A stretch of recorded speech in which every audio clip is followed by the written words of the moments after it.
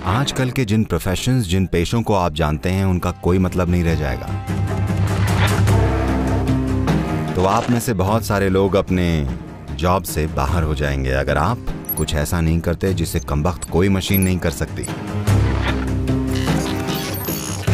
आपको किसी ऐसी चीज के साथ तैयार होना होगा जो आपकी बुद्धि से परे की है। केवल तभी आप प्रासंगिक रहेंगे, तब आर्टिफिशियल इंटेलिजेंस आपको डिस्टर्ब नहीं करेगी।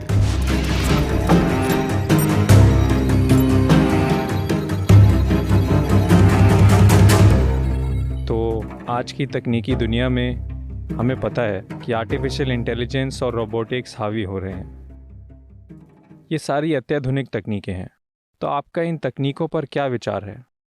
इनका क्या असर पड़ेगा और इन तकनीकों का हमारे प्राचीन अभ्यास यानी योग और ध्यान से किस तरह सामना होगा?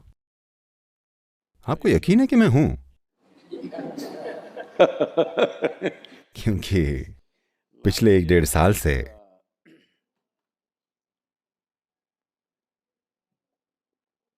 ये लोग मुझे दुनिया भर में हो रही हर तरह की आर्टिफिशियल इंटेलिजेंस कॉन्फ्रेंस में बुला रहे हैं। मुझे आश्चर्य हुआ कि आर्टिफिशियल इंटेलिजेंस के बारे में बोलने के लिए मुझे क्यों बुलाया जा रहा है, क्योंकि ना तो मैं इस क्षेत्र का एक्सपर्ट हूं, न ही मैं आर्टिफिशियल इंटेलिजेंस हूं। तो ऐसी एक कॉन्फ्रेंस में मैंने उनसे पूछा, ये सेंट पीटर्सबर्ग में थी। मैंने पूछा, आप लोग इन सारी आर्टिफिशियल इंटेलिजेंस कॉन्फ्रेंस में मुझे क्यों बुलाते हैं? मैं नेचुरल इंटेलिजेंस हूं, आर्टिफिशियल नहीं। वो बोले, प्रॉब्लम ये है कि हम लोग अब क्या करेंगे, हमारी नौकरियां जाने वाली हैं। ये सारे बड़े बड़े विश्वविद्यालयों में प्रोफेसर्स हैं, MIT में, हार्वर्ड में और इस तरह की जगहों में।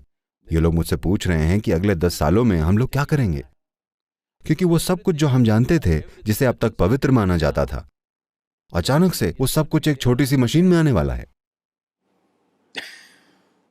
आपको ये समझना चाहिए कि आर्टिफिशियल इंटेलिजेंस का मतलब हुआ जानकारी को इकट्ठा करना, इसका विश्लेषण करना और फिर इसे जब भी जैसे भी आपको जरूरत पड़े सामने लाना।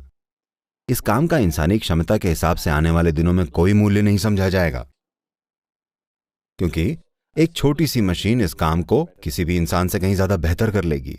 वैसे भी वो गूगल वाली औरत आप सबसे ज्यादा स्मार्ट लगती है कि नहीं? वो मुझसे ज्यादा स्मार्ट लगे ये ठीक है, मैं तो पढ़ा लिखा नहीं हूं, पर आप लोग तो वो हम सभी से ज्यादा स्मार्ट लगती है या नहीं? आप कुछ भी पूछ लीजिए, पलक झपके बिना वो बता देगी। तो ऐसा समय आने वाला है जहां दिमागी रूप से आप जो भी करेंगे वो बेवकूफी भरा लगेगा या बेमतलब का। ऐसा मेरे साथ हुआ जब मेरा ख्याल है करीब 13 साल का था, 13 या 14 का, शायद 13 का। पहली बार जब मैंने फ्लैट बेड कैलकुलेटर देखा, ये पैनासोनिक का कैलकुलेटर, उस समय ये 100 या 110 रुपए में आता था, बहुत महंगा था। आज आप उससे ज्यादा की तो कॉफी पी लेते हैं। तो 110 रुपए में पैनासोनिक का, सोनी का 125 का था, तो सब लोग सस्ता वाला लेते थे। 110 में पैनासोनिक का,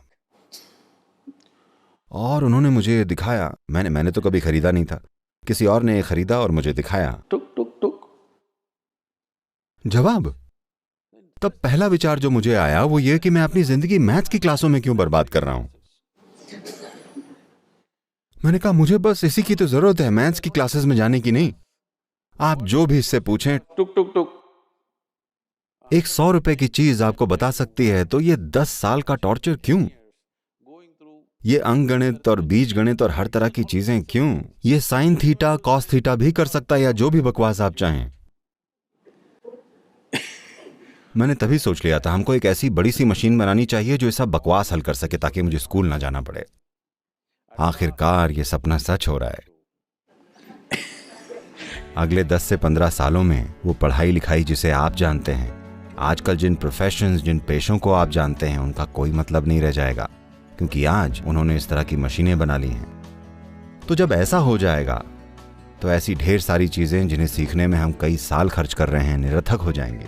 वो ऐसा कुछ डिजाइन कर रहे हैं कि एक ग्राहक अगर आकर बताए मुझे कैसा मकान चाहिए, मेरी कलात्मक समझ कैसी है, मेरी संस्कृति क्या है, मुझे क्या पसंद है, इसे कैसे होना चाहिए और मेरा बजट क्या है।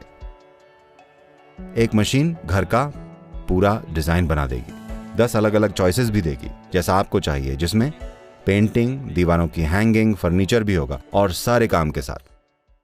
और अब वो कह रहे हैं कि अगले 5 से 7 साल में ऐसा बता रहे हैं कि वो घर तक प्रिंट कर देगी और बना देगी।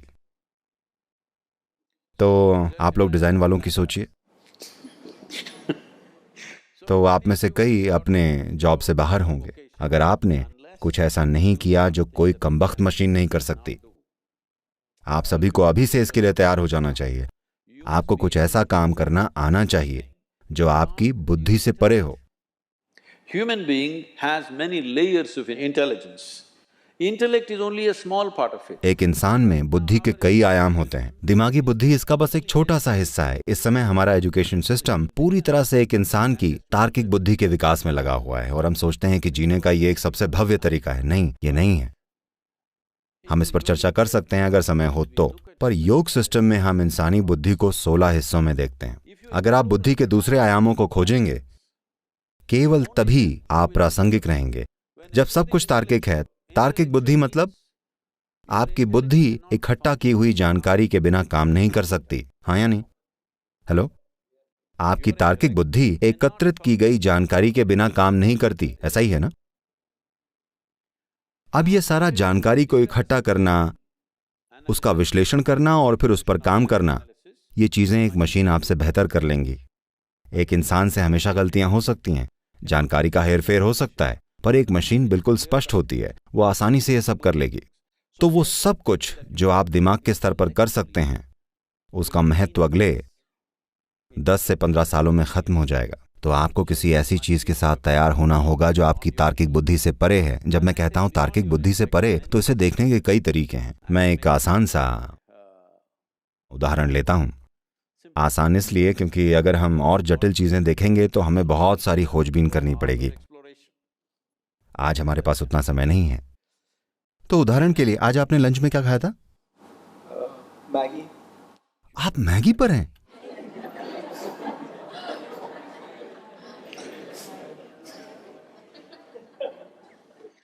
क्या कोई इनके खाने पीने का ख्याल रखे भाई? ये मैगी पर हैं। ओके, भले ही आपने नूडल ही खाया है। नूडल इनकी तरह नहीं दिखता, इनकी तरह फील नहीं करता, कुछ नहीं।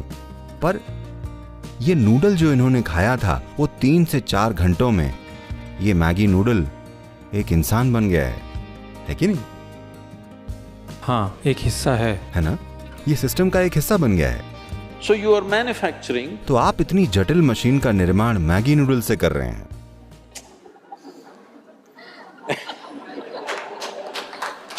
ये एक 3D प्रिंटर जैसा है।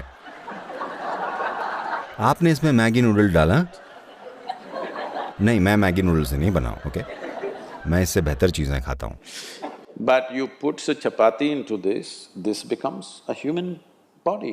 पर आपने इसमें चपाती डाली, वो एक इंसान का शरीर बन गई। ये इस धरती की सबसे उन्नत मशीन है। आप इसका निर्माण किससे कर रहे हैं? जो भी खाना आप खाते हैं और आप जो भी खा रहे हैं, वो वही मिट्टी है जिस पर आप चलते हैं। हाँ या ना?